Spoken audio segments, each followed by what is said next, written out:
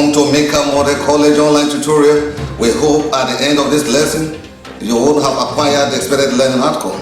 Sit down and listen attentively as we introduce your subject teacher. Hello students, you are welcome to the next class on English language. I am Sani Onimisi Victor, your English teacher.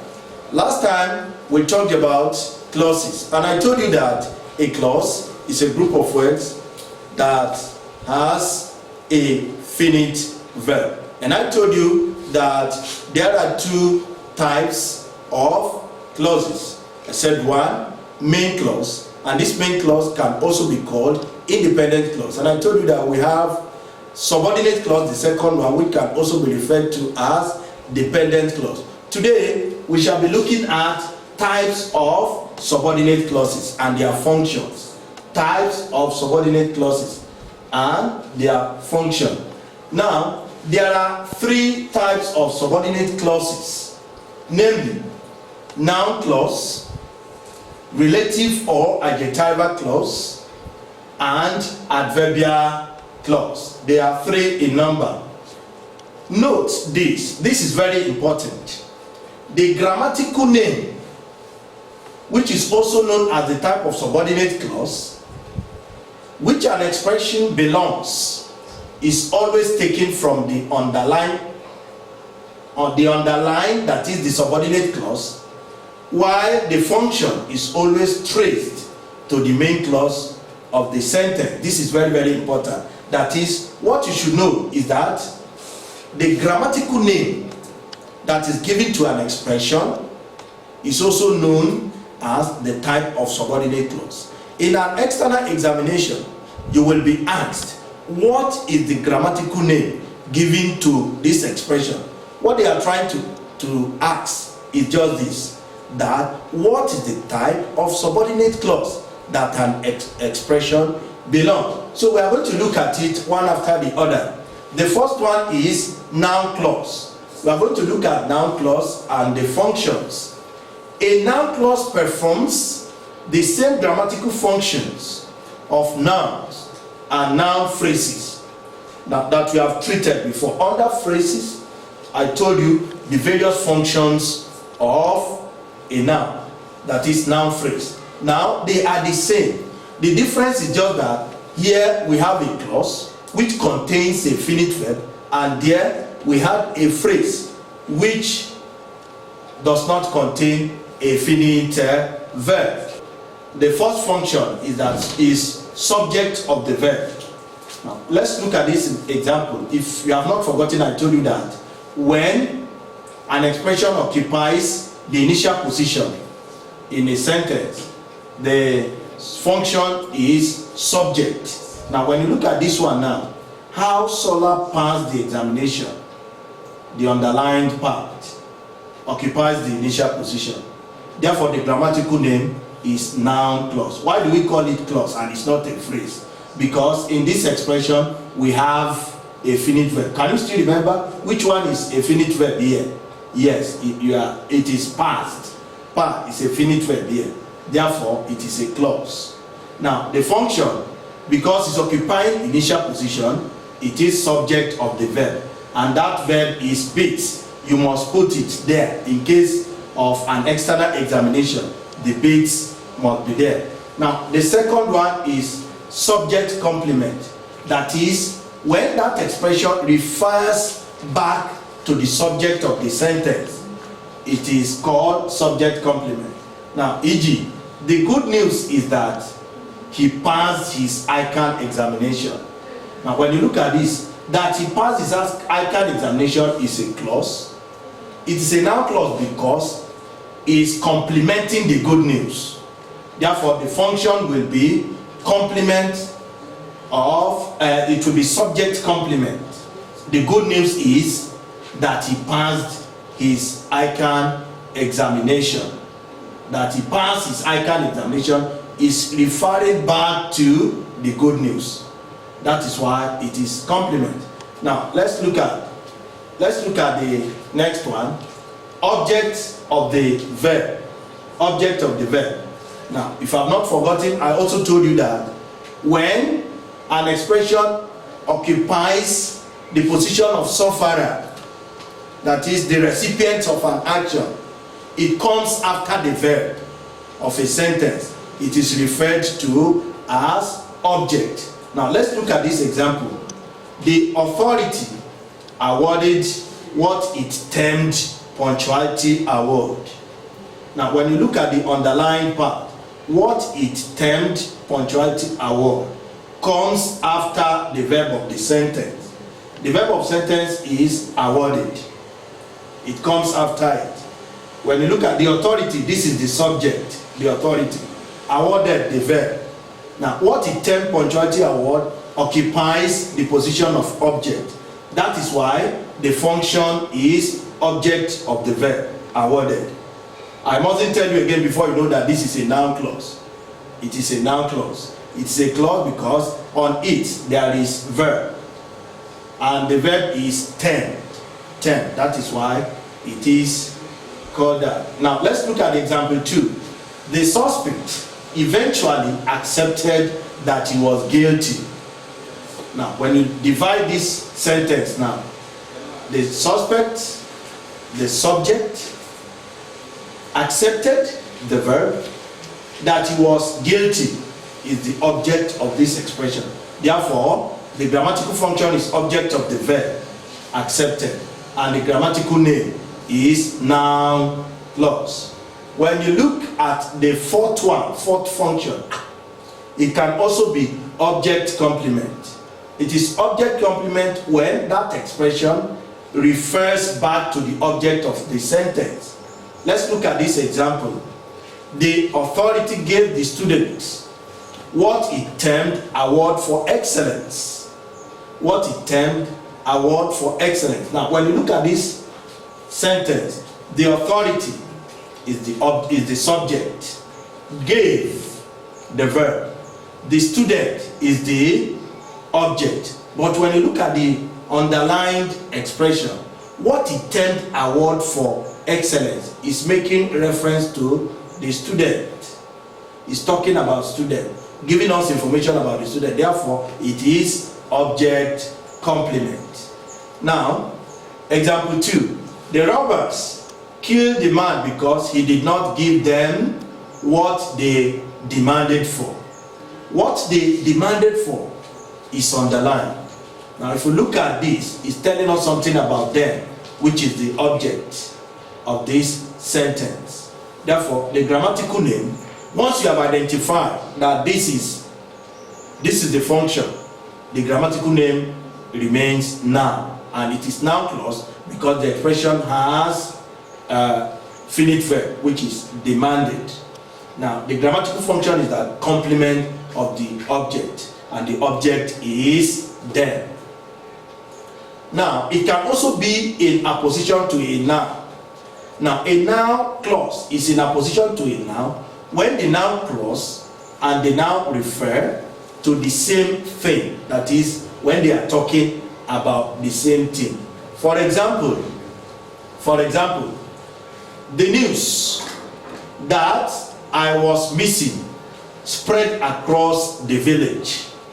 The news that I was missing. Now, when you look at the news, this is the subject. That I was missing is still the same thing as the news. That is the news. Therefore, it is called apposition. That is the function, is that it is in apposition to the noun news. Now let's look at the second types of subordinate clause, which is relative or adjectival clause.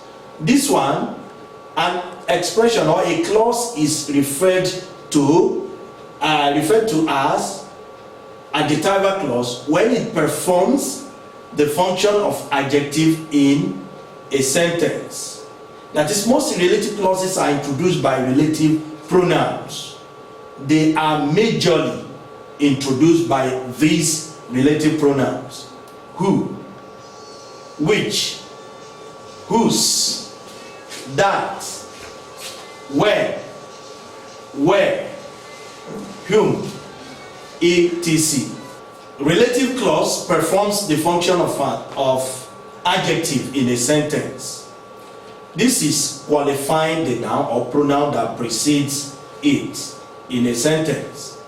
The noun that an adjectival or relative clause qualifies comes immediately before the noun clause. Now, let's look at the examples. Number one, I released the project to somebody who appears to be reasonable in the class. Now, the underlined part, who appears to be reasonable in the class. This is what you will be given, and you'll be asked to identify the grammatical name. Now, by mere looking at this, you know that appears here is a verb. Definitely that is a clause. The function here now is qualifying the noun somebody, is qualifying the pronoun. It's a pronoun. You know, this one stands in place of noun. It can be a noun, it can be pronoun, somebody. I told you that it comes immediately before the noun clause. If you go by our explanation, before noun, it comes immediately before the expression. So this is somebody. Now when you look at this expression, it's qualifying somebody. Somebody who appears to be reasonable. That is it. Therefore the function is that it qualifies the pronoun somebody. The pronoun somebody. Now let's look at the second example. The landlord whose house was burgled has reported to the police. Now when you look at this, whose house was burgled is telling us something or giving explanation, qualifying the landlord, which is a noun. So anything that qualifies a noun is an adjective, or you call it a relative clause. Now the function is that qualifies the noun landlord. Now the third example, the dress which my husband bought for me suits my shape. Now which my husband bought for me is telling us something about this dress, therefore is qualifying it. The function is that it qualifies the noun dress. Now the fourth example, the government has equipped the hospital where the renowned doctor works. Where the renowned doctor works. Now when you look at this, the government has equipped the hospital. This expression that is underlined is qualifying this noun, hospital. Therefore, it qualifies the noun hospital. Now, the third one is adverbial clause. Now, we're going to look at the adverbial clause and the functions. Now, adverbial clause does the work of adverb in a sentence, like we have discussed under adverbial phrase. Adverbial clause performs the grammatical function of modifying the verb in the main clause. It will modify the verb in the main clause. Now, for example, look at this. As soon as the student saw the principal, he took to his heels. Now, the underlined part, as soon as the student saw the principal, he took to his heels. Now, look at what is this thing doing here? What is the function? Is modifying a verb. And what is that verb? He took. What happened when he saw the principal? As soon as he saw the principal, he took. He took. Now, therefore, the function is that it modifies the verb took. Now, the second example, the manager had left for the meeting before I got to the office. The manager had left for the meeting before I got to the office. Look at the underlined part. Before I got to the office. We have already known that this is an adverbial clause. And what is the function? It's modifying, this expression is modifying a verb.